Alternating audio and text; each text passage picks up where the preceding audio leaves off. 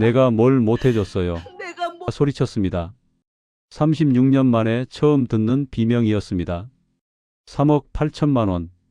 제가 다른 여자한테 갖다 바친 돈입니다. 대답할 수가 없었습니다. 무릎을 꿇었습니다. 지금 아내는 식당에서 설거지를 합니다. 예순들의 처음 일을 시작했습니다. 저 때문에 저는 요양원에서 기저귀를 갑니다. 64세 새 직업을 배웠습니다. 제 잘못 때문에 아들은 1년째 연락이 없습니다. 아버지 때문에 엄마가 저렇게 됐어요. 그 말이 마지막이었습니다. 한때 지점장이라 불렸습니다. 35년 동안 부하 직원이 20명이었습니다.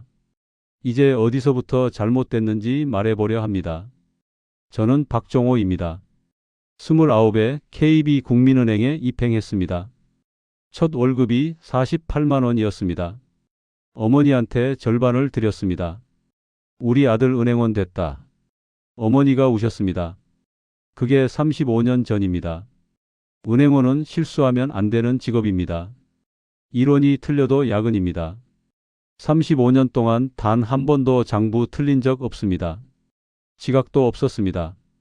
아버지 돌아가신 날 오전에도 출근했습니다. 장례식장은 오후에 갔습니다. 그게 저였습니다. 34세 결혼했습니다. 중매였습니다. 아내 김영숙, 29이었습니다. 35세 아들이 태어났습니다. 종민이, 아들 얼굴을 처음 봤습니다. 아들아, 아빠가 잘 키울게. 그렇게 약속했습니다. 40에 과장 달았습니다. 47에 차장, 52에 부지점장, 그리고 58에 드디어 지점장이 됐습니다. 집에 와서 아내한테 보여줬습니다. 여보, 나 지점장 됐어. 아내가 웃었습니다. 수고했어요. 저녁 뭐 먹을래요? 그게 축하 인사였습니다. 우리 부부는 원래 그랬습니다. 지점장 되고 나서 부하 직원이 20명이었습니다. 아침마다 직원들이 인사했습니다. 좋은 아침입니다, 지점장님. 제가 먼저 수저를 들어야 다들 먹었습니다. 그게 일상이었습니다. IMF 때 동기 12명이 잘렸습니다. 저는 살아남았습니다. 장부 한 번 안 틀린 사람. 회사가 그런 사람을 자르겠습니까? 그때 깨달았습니다. 성실하면 살아남는다. 그게 제 인생 철학이 됐습니다. 아들이 서울대 경영학과 붙었습니다. 제가 못 간 대학입니다. 합격 통지서 받던 날 몰래 울었습니다.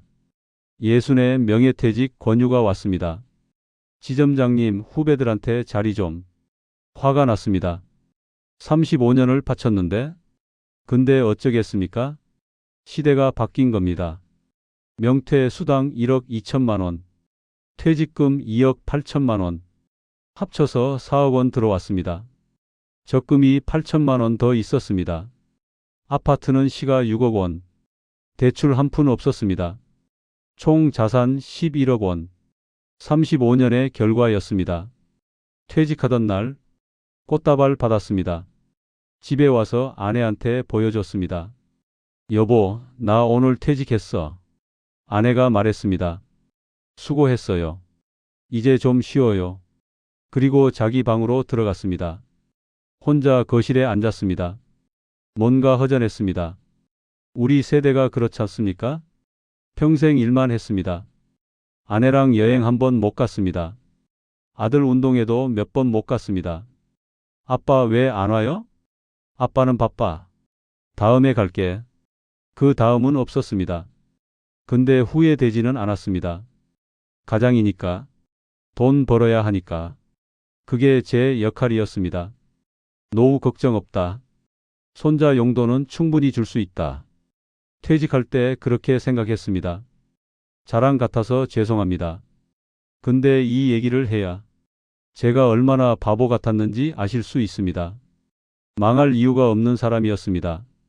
근데 망했습니다. 1년 만에 퇴직 첫날이었습니다. 아침 6시에 눈이 떠졌습니다. 35년 습관입니다. 양복을 꺼내려다 멈췄습니다. 오늘은 출근 안 해도 됩니다. 다시 누웠습니다. 천장을 봤습니다.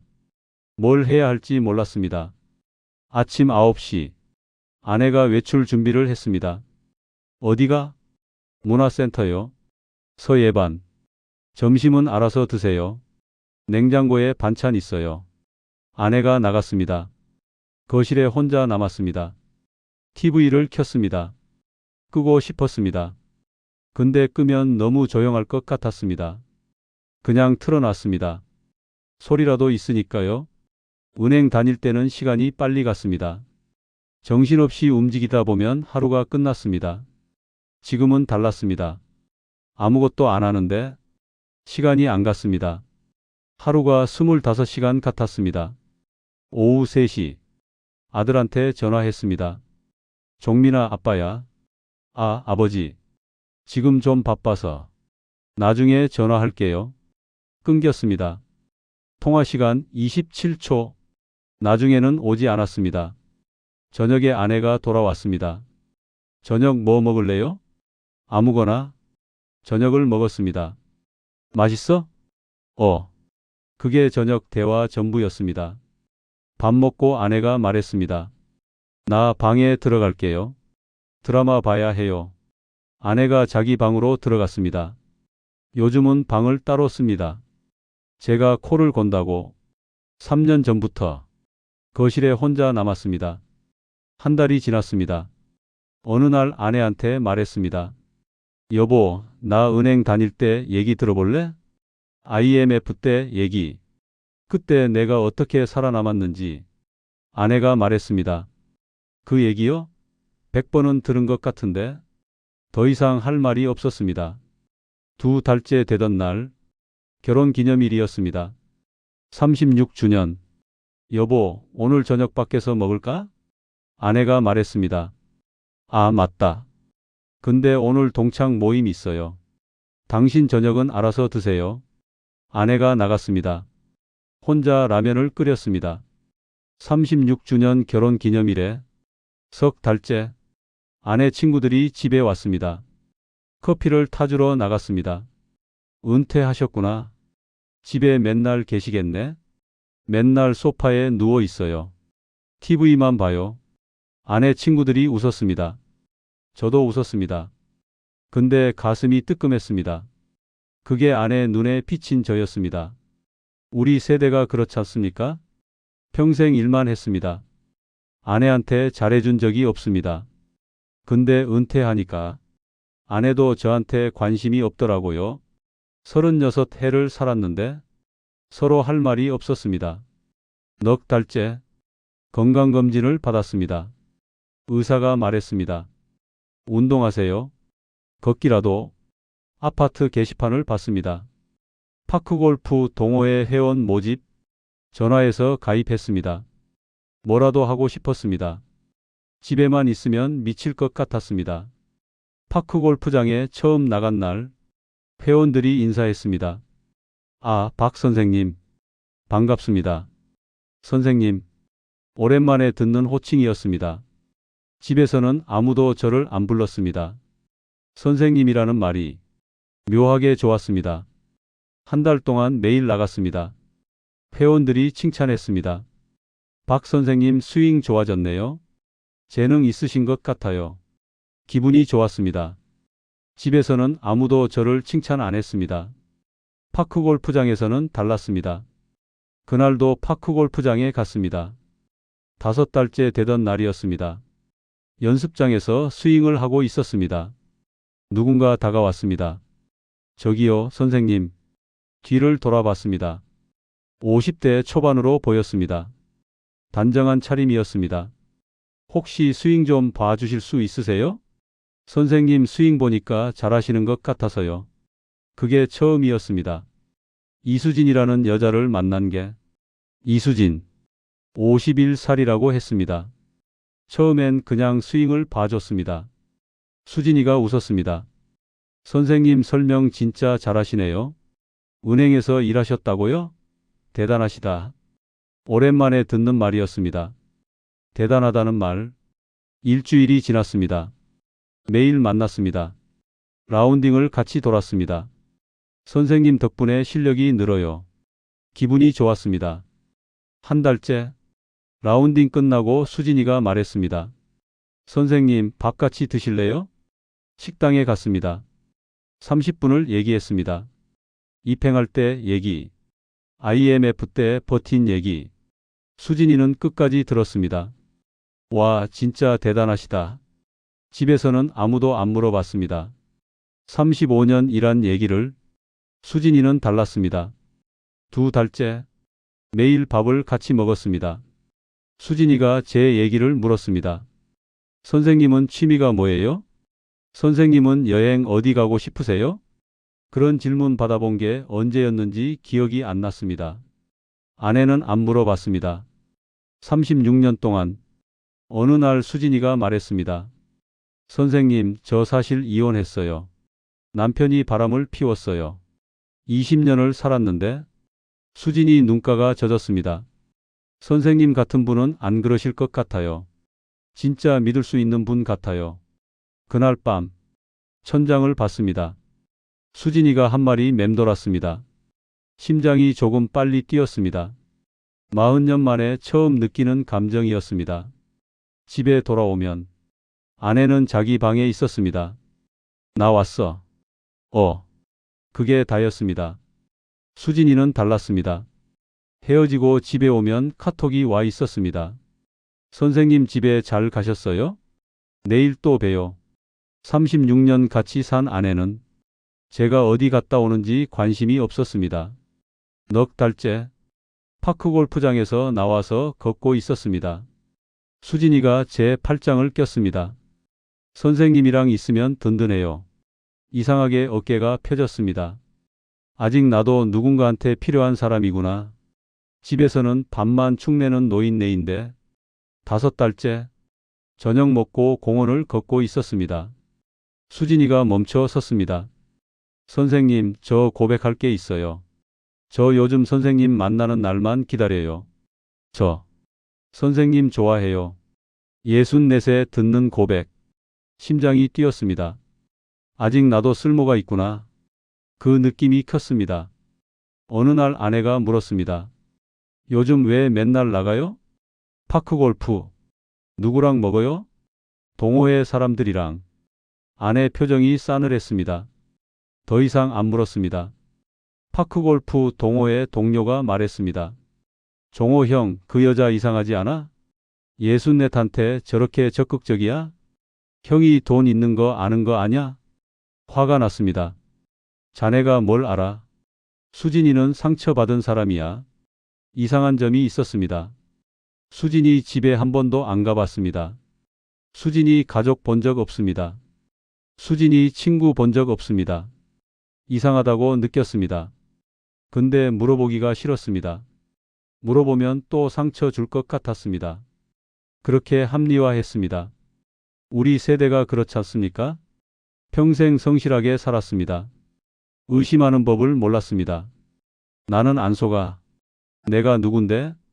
은행 지점장 출신인데? 그렇게 생각했습니다. 그게 착각인 줄 모르고 6달째 되던 날이었습니다. 수진이가 갑자기 말을 꺼냈습니다. 선생님, 저 사실 말 못한 게 있어요. 저 지금 전세 만기예요. 보증금 올려줘야 하는데 돈이 없어요. 얼마나 필요한데요? 5천만 원이요. 근데 아니에요. 제가 알아서 할게요. 수진이 눈가가 젖었습니다. 저도 모르게 말이 나왔습니다. 내가 빌려줄게. 수진이가 울었습니다. 제 손을 꽉 잡았습니다. 선생님, 고마워요. 꼭 갚을게요. 다음 날 5천만 원을 송금했습니다.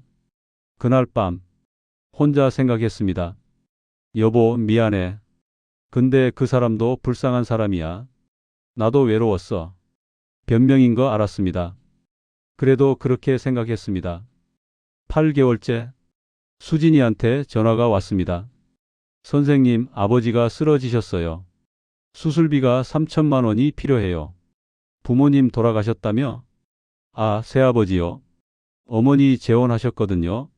3천만 원을 보냈습니다. 10달째 또 전화가 왔습니다. 전 남편이 바람 피우면서 쓴 카드가 제 명의였대요. 7천만 원이래요. 이상했습니다. 이혼한 지 3년인데 물어보려다 말았습니다. 수진이가 울고 있었으니까요. 7천만 원을 보냈습니다.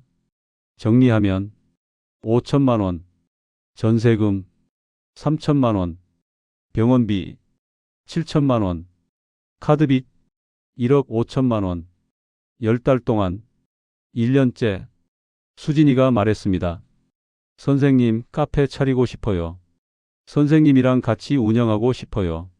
얼마나 필요한데? 1억 4천만 원이요. 선생님이 대출 받아서 빌려주시면 안 될까요?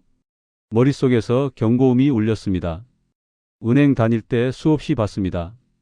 보이스피싱 당해서 우는 노인들, 보증 잘못 써서 집 날리는 사람들. 그때마다 혀를 찼습니다. 저런 거에 왜 속아? 조금만 생각하면 알 텐데. 근데 제 눈이 멀어버리니 도장 찍는 손이 떨리는데도 멈출 수가 없었습니다. 수진이가 저를 봤습니다. 선생님만 믿어요. 은행에 갔습니다. 아파트 담보 대출 1억 4천만 원. 서류에 도장을 찍었습니다. 손이 떨렸습니다. 보름 후 인테리어비 3천만 원 더. 그 외에 생활비로 6천만 원. 정리해보면 직접 보낸 돈 2억 4천만 원. 담보 대출 1억 4천만 원. 총 3억 8천만 원. 1년 동안 35년 모은 돈의 대부분이 수진이한테 갔습니다. 아내한테는 끝까지 말 안 했습니다. 아내가 물었습니다. 요즘 통장 왜 안 보여줘요? 신경 끄세요. 아내 표정이 굳었습니다. 지금 생각하면 미친 짓이었습니다. 3억 8천만 원. 서류 한 장 없이. 왜 그랬을까요? 외로웠으니까요? 필요한 사람이 되고 싶었으니까요? 그게 제 욕심이었습니다. 그걸 사랑이라고 착각했습니다. 카페 오픈 날짜가 잡혔습니다. 다음 달 15일. 선생님, 오픈날 꼭 와주세요. 기대됐습니다. 여기까지는 서론이었습니다. 지금부터가 진짜입니다. 카페 오픈 이틀 전 수진이한테 전화했습니다. 안 받았습니다. 카톡을 보냈습니다. 일십 이상했습니다. 매일 연락하던 사람이 오픈 하루 전 전화 연결이 되지 않습니다. 불안했습니다. 근데 바쁘겠거니 했습니다. 오픈 날 수진이가 알려준 주소로 갔습니다. 목적지에 도착했습니다. 카페가 없었습니다. 빈 상가였습니다. 셔터가 내려져 있었습니다. 다시 전화했습니다. 없는 번호입니다. 카톡을 열었습니다. 탈퇴한 회원입니다. 다리에 힘이 풀렸습니다. 그 자리에 주저앉았습니다. 파크 골프장에 갔습니다. 수진이 못 봤어요? 한 달 전부터 안 나오던데요? 한 달 전. 마지막 돈 받고 사라진 겁니다. 경찰서에 갔습니다. 이수진이라는 사람 찾아주세요. 경찰이 물었습니다. 주민등록번호 아세요? 몰라요. 주소는요? 몰라요. 아무것도 몰랐습니다. 1년을 만났는데 경찰이 말했습니다. 동일 수법 피해 신고가 7건 접수됐습니다. 전부 파크골프장에서 만난 여자예요. 이름은 다 달라요. 이수진도 가명일 가능성이 높습니다.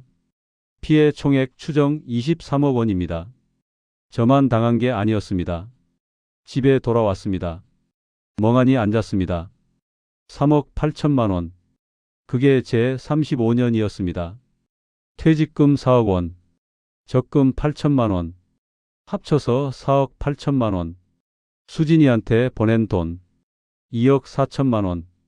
담보 대출 1억 4천만 원. 남은 돈 1억 원. 아파트는요?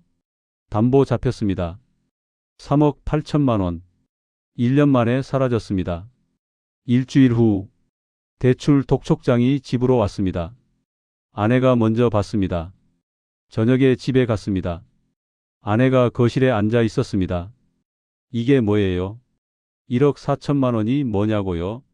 아내가 소리쳤습니다. 바람핀 거예요? 64세 바람이요? 내가 뭘 못해줬는데? 아내가 울었습니다. 처음 보는 울음이었습니다. 다음 날 아들한테 전화가 왔습니다. 아버지가 어떻게 그래요? 아버지 때문에 엄마가 저렇게 됐어요. 아들이 끊었습니다. 그게 마지막 통화였습니다. 은행 앱을 열었습니다. 잔고 42만 3천 원. 35년 일해서 지점장까지 달아서 남은 게 42만 원. 아파트를 팔았습니다. 시가 6억 원. 금매로 5억 2천만 원에 대출금 갚고 남은 돈 3억 6천만 원.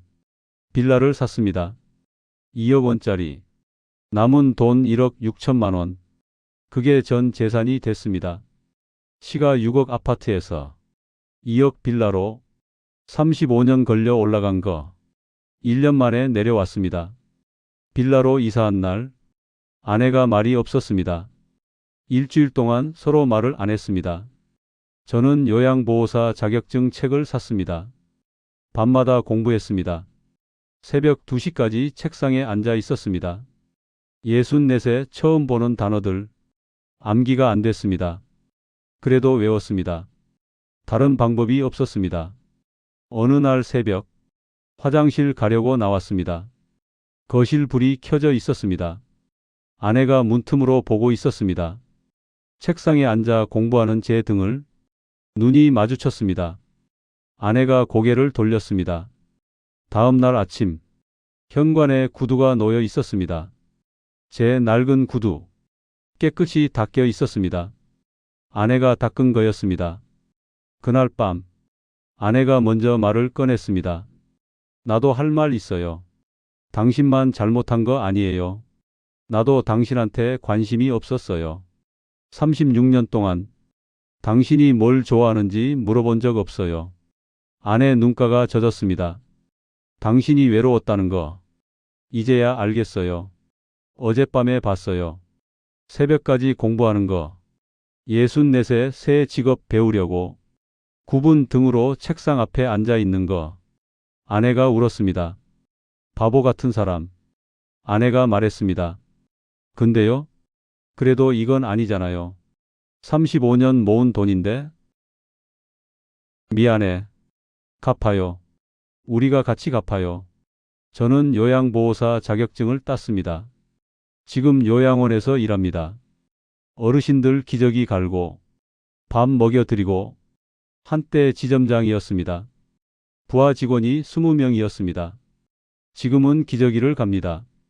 한 달에 220만 원 받습니다. 아내는 식당에서 일합니다. 설거지. 62에 처음 일을 시작했습니다. 손이 트고 갈라졌습니다. 괜찮아요? 괜찮아요. 일할 수 있는 게 어디예요? 아내가 웃었습니다. 미안해서 눈을 못 마주쳤습니다. 아침 5시에 일어납니다. 도시락 2개 쌉니다. 6시에 각자 출근합니다. 저녁 8시에 돌아옵니다. 힘들었어요? 괜찮아요. 당신은요? 근데 예전이랑 다릅니다. 서로 눈을 봅니다. 아들은 1년째 연락이 없습니다. 명절에 문자 보냈습니다. 답장 없었습니다. 제 잘못입니다. 요즘은 저녁을 같이 먹습니다. 아내랑 마주 앉아서 사소한 대화. 근데 따뜻합니다. 36년 동안 못한 대화를 지금 합니다. 아내 월급 180만 원, 제 월급 220만 원, 합쳐서 400만 원, 한 달에 150만 원 모읍니다. 원래 자산 되려면 27년 걸립니다. 저는 91살이 됩니다. 지금 통장 잔고 3만 8천 원, 3억 8천만 원 있던 사람이 3만 8천 원으로 삽니다. 수사는 진행 중입니다. 이수진은 못 잡았습니다. 가명이었습니다. 누구 탓입니까? 아무도 저를 강요하지 않았습니다. 그냥 제가 보낸 겁니다. 제 손으로. 제 욕심이 판단을 가렸습니다. 외로움을 사랑이라고 착각했습니다. 근데 그걸 허락한 건 저입니다. 형님, 우리 세대가 제일 위험합니다. 평생 성실하게 살았습니다. 내가 누군데 속아.